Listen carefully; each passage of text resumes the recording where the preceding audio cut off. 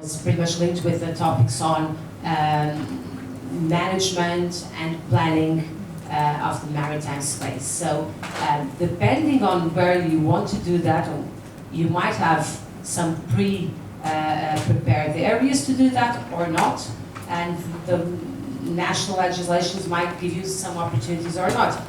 I can share with you the case of Portugal. We have legislation, the framework law on maritime spatial planning and management that allows private entities to come and say, I would like to have this space for this operation, and then there's a whole procedure of public consultation, documents, evidence, and so on and so on. And at the end, the space might be attributed for up to 50 years. 10 years if it is a pilot project, so a testing project, 50 years. But this helps a little bit, but not totally, because when we think about nature-based solutions, they will be there for more than 50 years. They will be there forever. So there's still a gap to be filled. What happens after the 50 years? We cannot take out what we have maybe deployed. Was it a cloud forest? What was it? So there's still something that we need to look, interpret with other things and say, okay, maybe we have to enter into a public bid so that others might come and continue with the work, because we will not take it, out. Another issue is environmental consequences, so the environmental impacts. Because it's different to have a pilot project, it's different to do some work at the laboratory level, than when we think about hundreds of hectares in the ocean, for example, with a soil culture of specific seaweed. Will that be, at the end, when we assess everything, beneficial for the ocean health or not? I guess it depends pretty much, but it depends on science, so we have to rely on science to bring the evidence to make sure that, at least from our perspective in Portugal, we are not allowed to do anything in the ocean if, at the end, it will affect negatively the good state of the ocean. So you have to prove that. Of course, you need to test, and then you have to be able to prove that, and that's also a relevant obstacle, I wouldn't say obstacle, but a challenge to deal with. Well, thank you. And so now I'd like to bring the legal and the finance and the science perspective to, I guess, discuss the priorities, really, the immediate priorities of what should we be doing. And so, what are the most urgent next steps to scale marine carbon sequestration research and investment? And so, Caroline, from your perspective, what has to happen here? Well, I think there isn't nearly enough investment in the science going on, and that could be said across virtually any area of science around environmental change. It's very unfortunate to see some parts of the world retrenching at the moment on the science commitments that they have led in over decades, and created enormously important and valuable stores of information that are necessary for us to monitor the changing state of the world. And it's a worry that that is not as secure as we thought it was, and that something which is a public good, which is scientific data that is of high quality, that is open access, is sort of being removed at the moment. So I think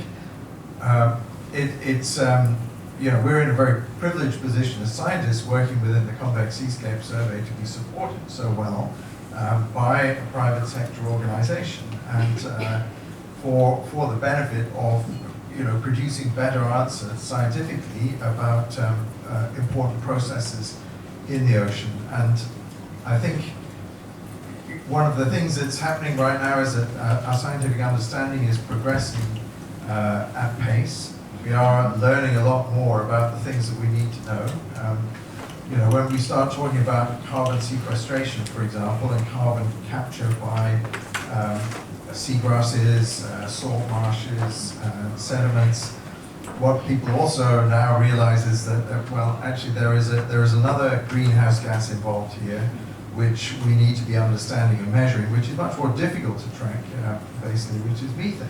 And so methane releases could sort of undermine your carbon dioxide benefits that are being generated by some of these habitats, and we need to understand both of those pieces to be able to calculate the net rate at which carbon is being removed. I think the other thing, in a scientific sense, is the complexity of nature. I've alluded to it to begin with, but doing the right thing for nature might come with unintended consequences. And part of this was sort of revealed by us doing the right thing to try and bring down sulfur emissions from shipping fuels, which then led to reduced cloud formation above the ocean, which then led to more heat absorption. So, you know, doing the right thing can sometimes have unintended consequences. Does protecting an area of the seabed change it in ways that are going to be conducive, for example, to enhancing its ability to uptake and store carbon, or might it be the opposite? So when you protect an area of seabed from bottom trawls or dredges, for example, then marine life begins to regrow on that, on the formerly naked sands and gravels and muds that were there. And that marine life, some of it is filtering the water, which has the potential to capture carbon from the water column and sequester it in the sediment. But those organisms are also breathing and respiring. They are creating carbon dioxide from their presence. They are disturbing the mud. They're digging it up. They're burying some carbon, but they're also potentially releasing some carbon from the mud. So what is the net outcome of that? Is it good or bad? On the other hand, from a biodiversity perspective, we can look at richer habitats, more complex ones that are better able to support large amounts of marine life as good from a nature perspective. And that's something which we now need to begin to weigh up, perhaps. You know, what is the advantage for nature, and how important is that compared to the advantage for carbon capture and storage? If we can get both of those things happening at the same time, that's a win-win for us, but it's not necessarily always the case. And is it easy to speak to investors? I mean, I always wonder, how do scientists communicate with potential investors? Oh, of course, Callum, you're excellent, of course, but... I think, how do you communicate with investors? We've heard the language of bankers, for example, is that it has to be a bankable investment. They're going to be able to support it, and that is that it has to have legal solidity and frameworks around it, which means that the investment is secure over the long term. And I think that's always been the challenge in terms of leveraging private finance for nature conservation. So how do you monetize what was previously a free service that was provided by nature? Let's say, carbon sequestration or coastal protection, for example. How do you actually monetize that? Well, regulation is one thing. You can make a law that says that a developer has to pay into nature protection in order to get a license to develop. So that's one way of monetizing those things. But as a scientist, you know, we have to rely on both public and private sources of finance. I think I would love to see a far greater flow of private finance going into supporting scientific research for public good. You know, companies invest in supporting opera or football teams or museums, and you know, it's nice that Convex supports science. I wish there were more like it. Thank you. Rachel, do you have thoughts around the immediate next steps or priorities, really? From our survey, well, I think Callum's described quite how complex it is, and we, you know, the object is that it provides us open source data, and I think, you know, to the point about how can you get people most involved, I think what markets tend to do is follow areas of, if they're going to be interested in areas of science that tend to be relatively well trodden. I think we're all naturally a bit like sheep. So, you know, blue carbon, sort of salt marshes, etc., whilst it's hugely important, it does tend to attract an awful lot of attention. And people are then coming at it from a very sort of singularly carbon perspective. Yes, they're an amazing carbon sequestration source, but so I think this merging with, or this way of being able to look at it from both the biodiversity impact as well as carbon and the whole ecosystem is what it's all about, right? And so I think this, but it doesn't, to translate that into a kind of a market world who wants to know, well, how much carbon does it sequester, or that, you know, biodiversity is even more complicated. You know, it's not just carbon, all these different considerations. So I think that's where people have to be a bit, sort of stand back and just be more sort of broader looking at how, just quite how complex this is. And it's not a binary thing. It's not, these markets are not, or the science is not binary, and therefore the market solutions towards it cannot be otherwise. So if you take, so where do I think this can go?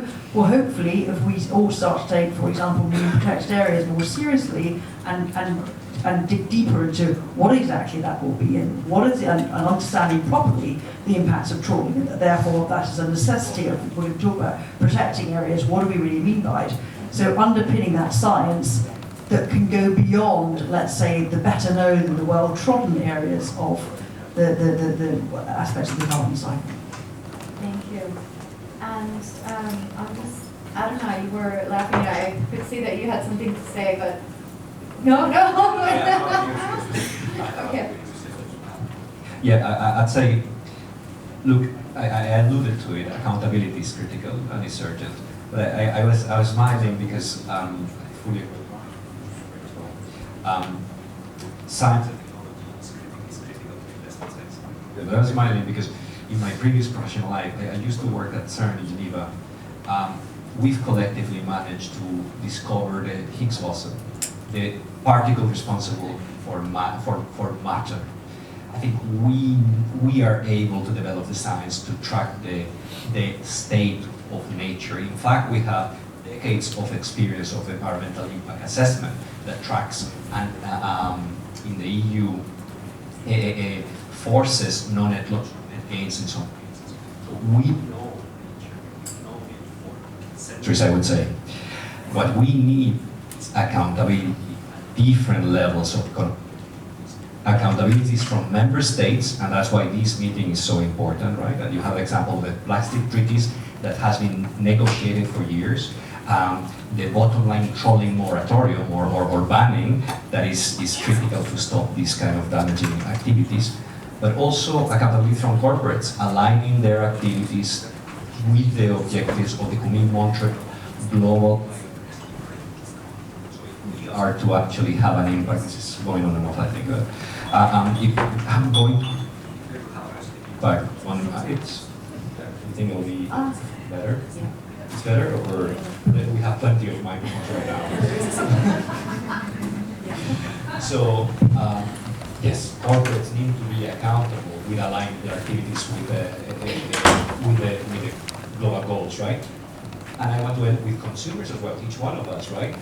Technology, we go back to technology, is allowing us more and more to understand what are the impacts of our actions, right? From satellite imaging to geospatial positioning, to eDNA, we can actually start tracking the impact of the supply chains of the products we consume. So there is accountability at all levels, and that needs to be formally established. Thank you. At that, yes. I would say that looking at the supply side, we need to have methodologies, 1, 2, 3, well, the most promising or the most impactful methodologies to be clearly stated and assumed, and hopefully, or that would be the best, at a global level, so that everybody knows what are the rules, what is scientifically bold, what can we really rely on from a certainty perspective. Also, taking from Callum, when he was talking about good for carbon might not be that good for biodiversity, and the contrary as well. So figure it out, what would be, and then let us move from this global level to the local level to deploy and to have concrete action. Of course, banks are needed, but they won't come in if there's no certainty, if there's no science, and insurance companies as well. That is something that needs to be taken care altogether. If one piece misses, the rest will miss. For science, I was not able to hear all the previous panel, but my guess is that we need a lot of information, data, technology, and artificial intelligence to help modeling and to help delivering in this part as well. That might be an accelerator. Thank you. And I think we might want to take some questions from the audience. Yes, please.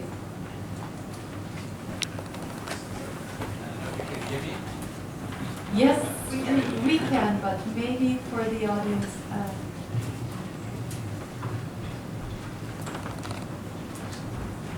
That's okay, thank you very much. First a comment, then a question. I'm coming from Flinde. We do mangrove reforestation, community-based, and we try to make it bankable and investable.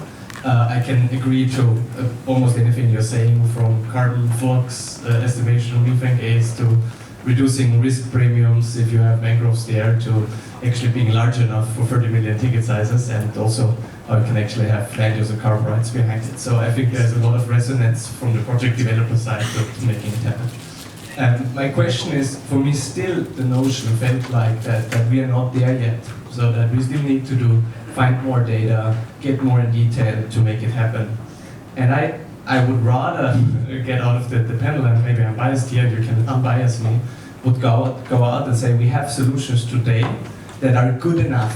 And there are so many more things about, we come from the voluntary carbon market, blue carbon removal credits, VM33 and so on, that are good enough. And you always need to go beyond, but I'm wondering whether you see it's good enough today, or then, if not, what's needed to get good enough for us as project developers in mangroves, but I guess for other ocean carbon solutions as well.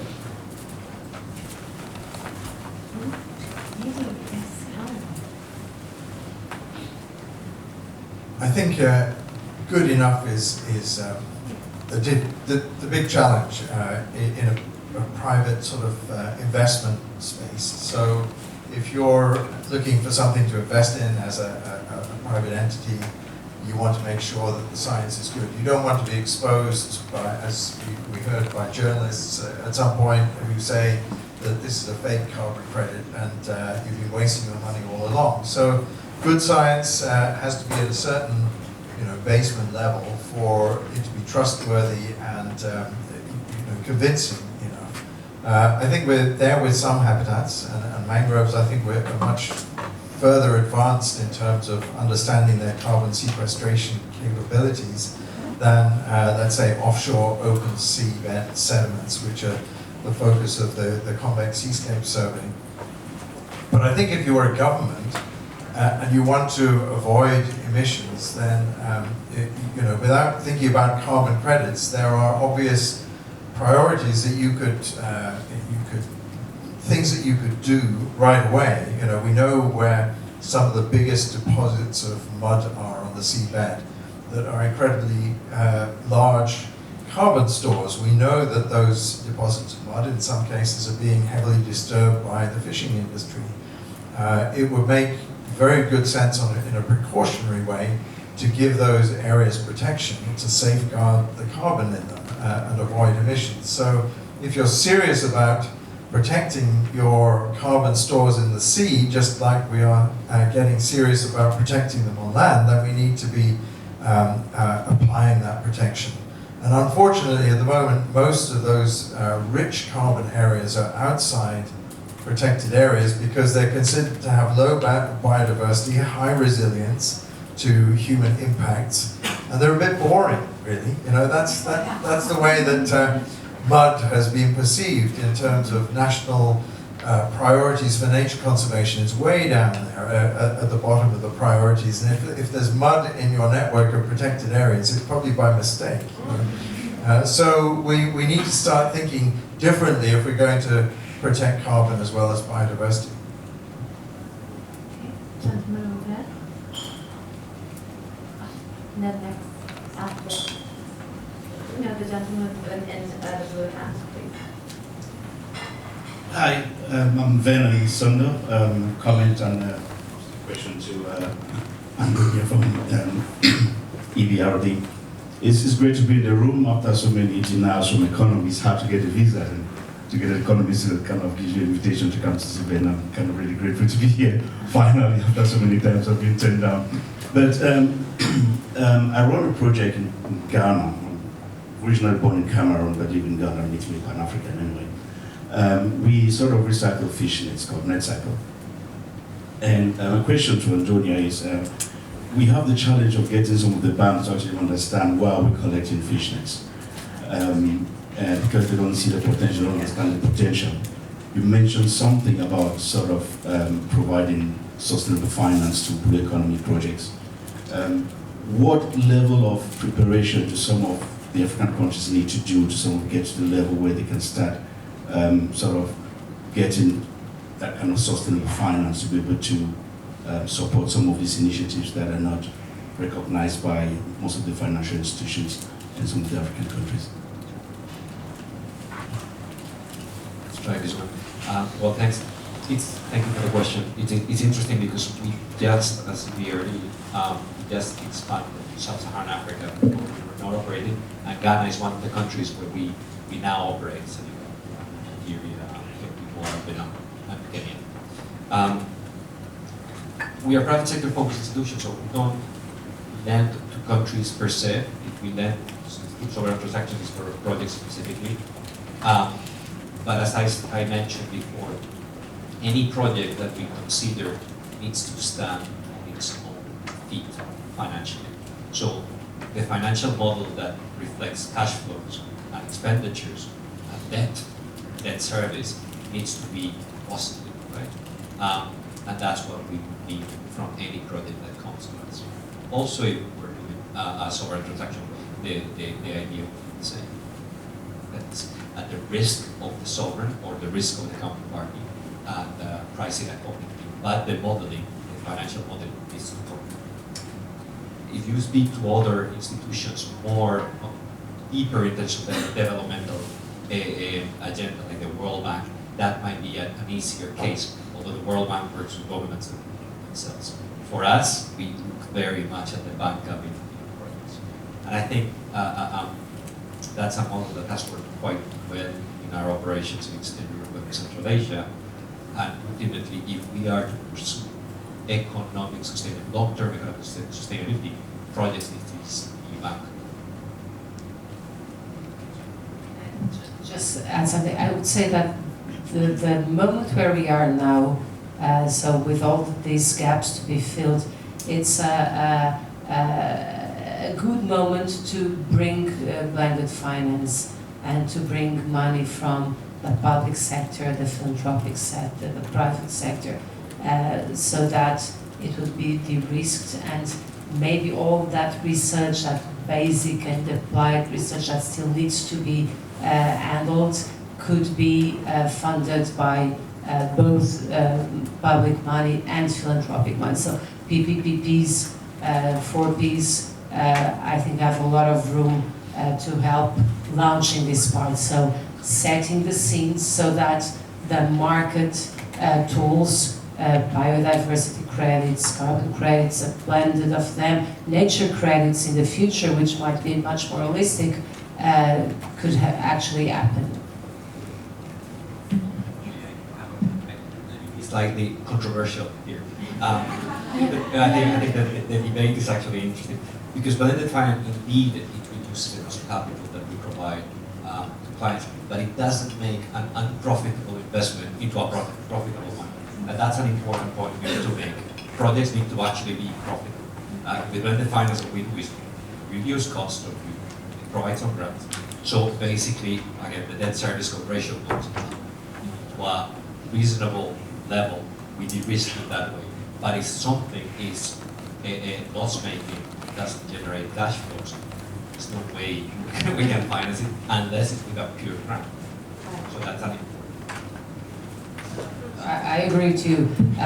Just saying that money, so that gratitude money will be to settle everything, methodologies, research, to make it happen again from a bankable point of view. We have, yeah, are we ready? We have one, yes.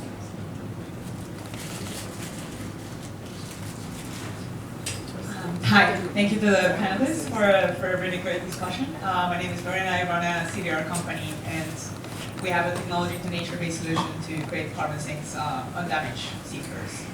I'm also a climate scientist by background, and so the way I feel it, the carbon space, the carbon market has been a great common ground, so science, finance, legal, can find a way to attribute some economic value to natural ecosystems, which is much needed because we exist in an economic system, right?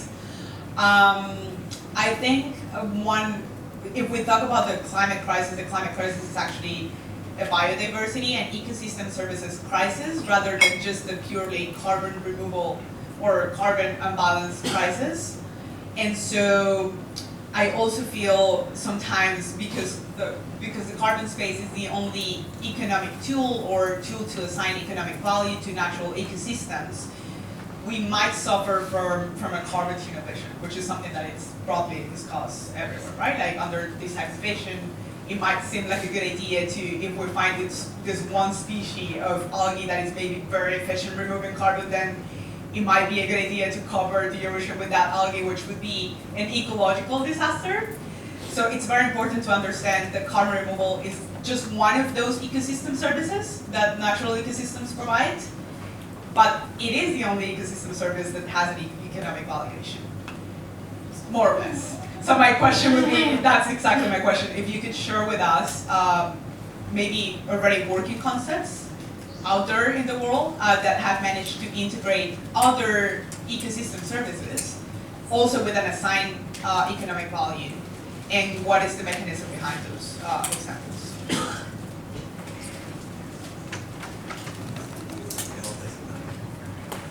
We have touched on this a bit already, but the crucial thing is what's the incentive towards that? Okay, and so there are examples of carbon credits that have biodiversity criteria within them as well, and there is, the advisory panel on biodiversity credits is exactly all about that. It's all about developing the sort of equivalent in the carbon market, but hopefully more robust structure, sort of taking on some of those learnings. So there absolutely are examples of where you can go and buy a biodiversity credit if you want to. There's nothing like it established as a carbon market, but Plan Vivo are working on it. So it's a real thing. We're not sending a man to the moon, but it just takes it's complex and it takes understanding. But I think the point's been made that we've got to be clear about what is the incentive, what is driving corporates or private finance to go in and do that. And actually, regulation is probably the strongest thing that's going to do it. All right, well actually we are right at the end of our session, so I would like to invite our audience to give my panelists a big round of applause.